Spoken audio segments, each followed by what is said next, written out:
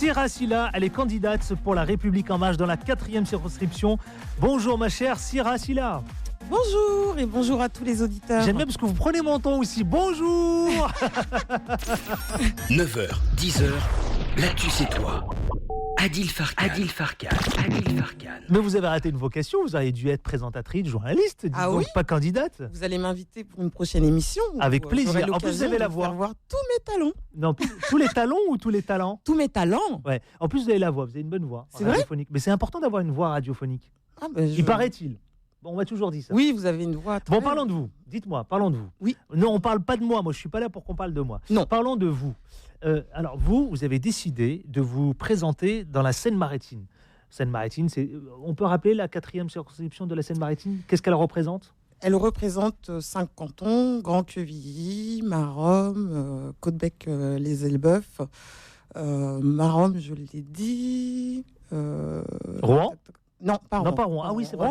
C'est dans la première circonscription. Ah, c'est la première circonscription, d'accord. De Seine-Maritime. D'accord. Voilà, enfin, il y a 21 communes en tout. Vous représentez La République En Marche? Tout à fait. Oui. C'est lui qui vous a donné envie, le président Macron, qui vous a donné envie de vous lancer dans la politique? Oui.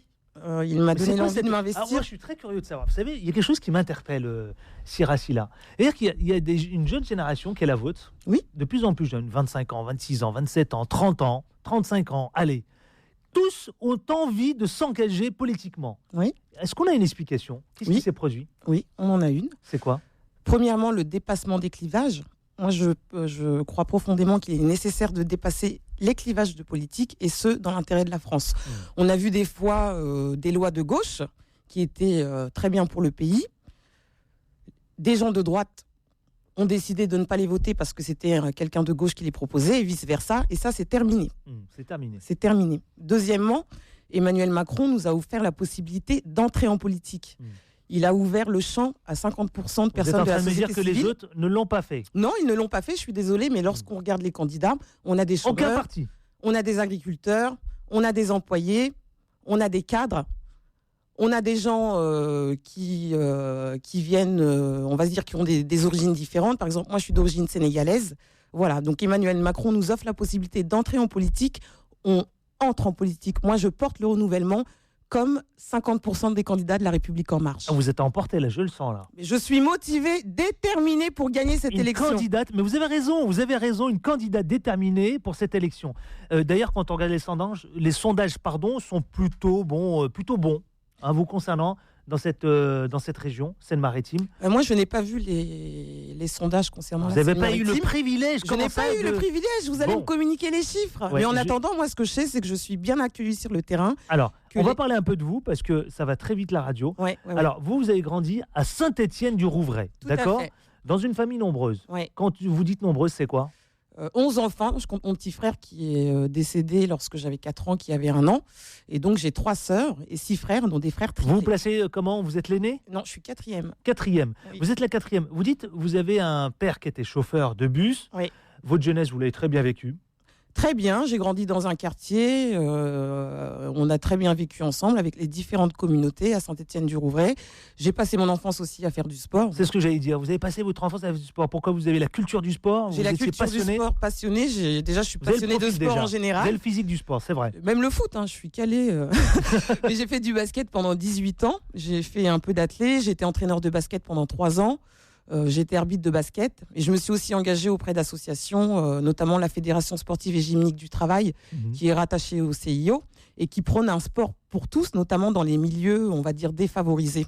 Voilà, donc dans ce cadre, moi j'étais animatrice bénévole, j'organisais des compétitions sportives et culturelles à travers toute la France, et ça m'a beaucoup appris, quoi. Et vous êtes avocate? Oui, c'est pas rien. Avocate. Non, ce n'est pas rien. Au barreau de Rouen. Au barreau de Rouen. Oui. Ça se passe bien? Ça se passe très bien. Très bien. Et vous êtes spécialiste du droit du travail? Oui, tout à fait.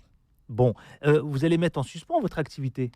Bien entendu, puisque, comme vous le savez, dans notre programme, on a un chantier qui est la loi de moralisation de la vie politique, et nous rejetons tout conflit d'intérêts. Donc, bien entendu, si je suis élue, je respecte mon programme, j'adhère à 100% au programme d'Emmanuel Macron, donc je n'exercerai pas mon activité d'avocat simultanément à une activité de député.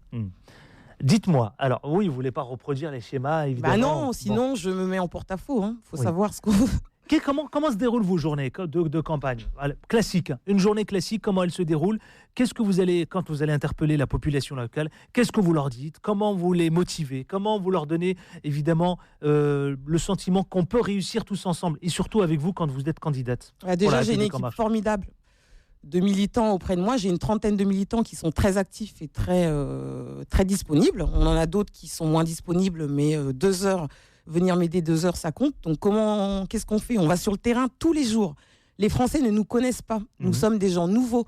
Donc il est important d'aller tous les jours sur le terrain, donc faire des marchés, faire des foires à tout, faire du porte-à-porte, notamment pour aller au contact des Français. Bel accueil ou pas du tout? Bon accueil. Les Français sont vraiment surpris de voir des gens nouveaux.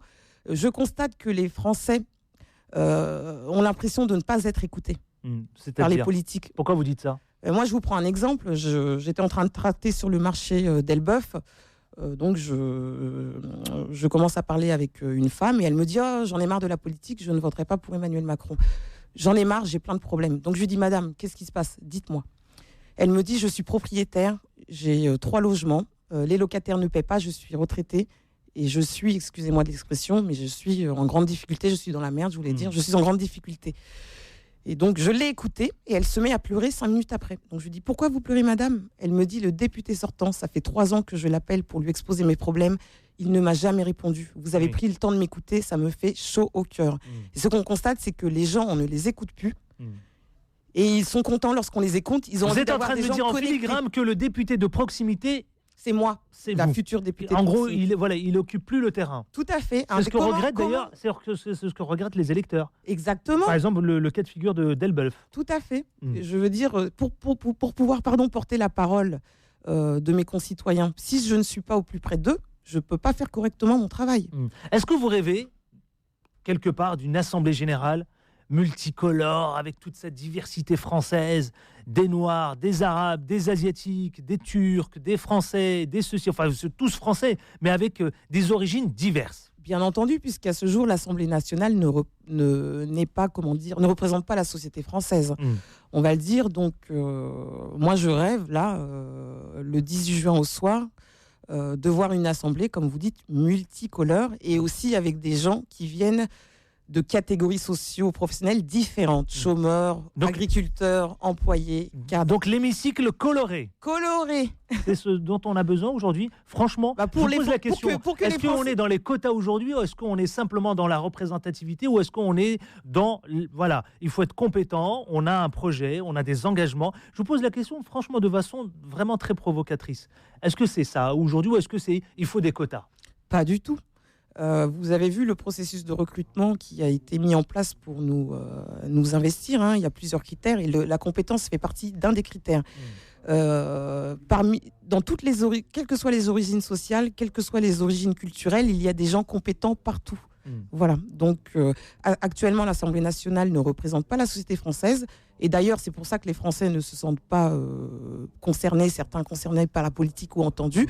Là, on a l'occasion que chaque Français se sente représenté, et voilà. Donc place à la nouvelle génération, la génération future. Oui, il faut qu'on soit là, il faut qu'on porte la parole des Français. Alors parlons de la parole portée par les Français, notamment par vous. Vous êtes candidate, je le rappelais tout à l'heure, dans la 4e circonscription de Seine-Maritime.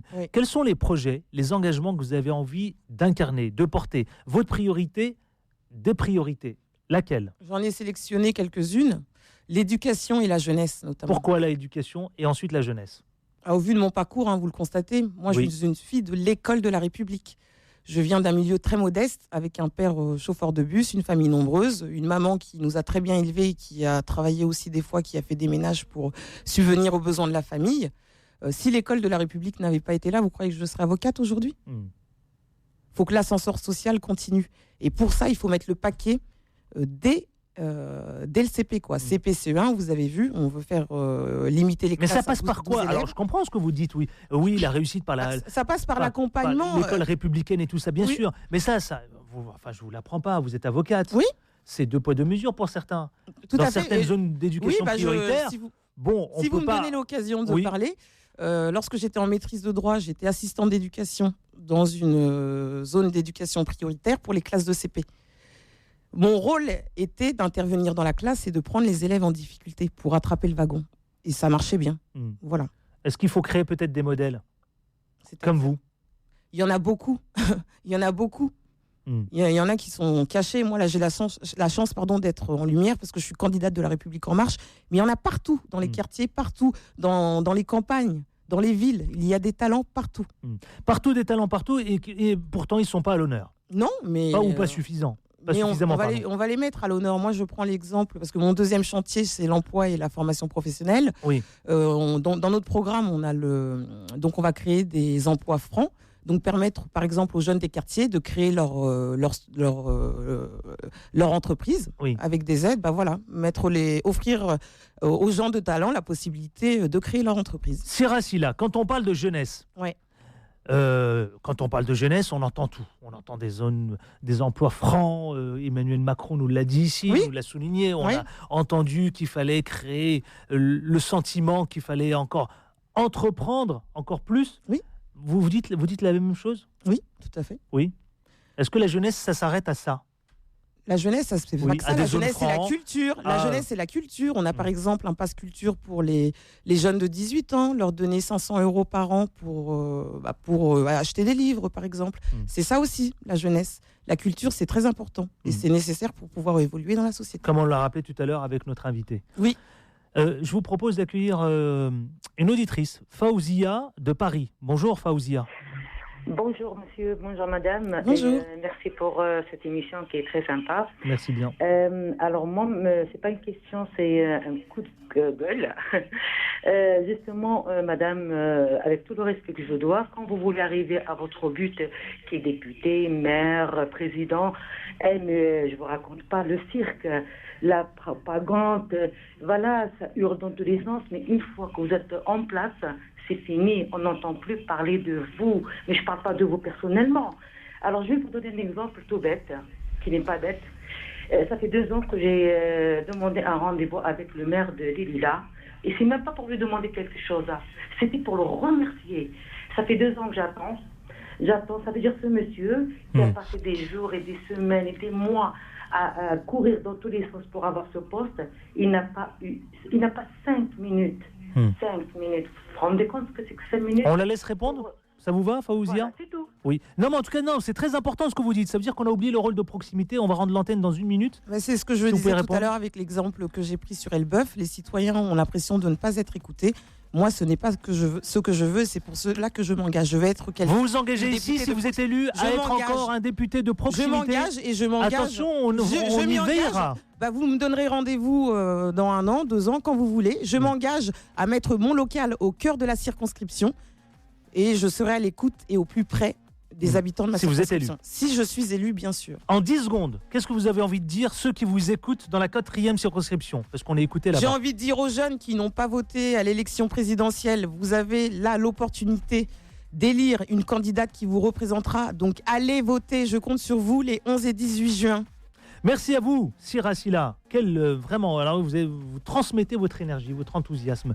Candidate dans la 4e circonscription de Seine-Maritime. Merci infiniment. Merci à vous. Bon courage. Merci beaucoup. Plein de bonnes choses. Il est 9h57. Merci à tous nos auditeurs. Merci à Fabrice à la réalisation. À Juliette aussi. Juliette, on peut lui ouvrir juste le micro. Je vais l'accueillir, qui est une toute nouvelle collaboratrice. Juliette, on va te retrouver bientôt, alors j'espère. J'espère aussi. Fais pas ta timide, Juliette.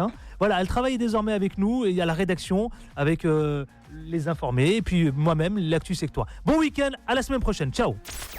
9h, 10h, l'actu c'est toi. Adil Farkan.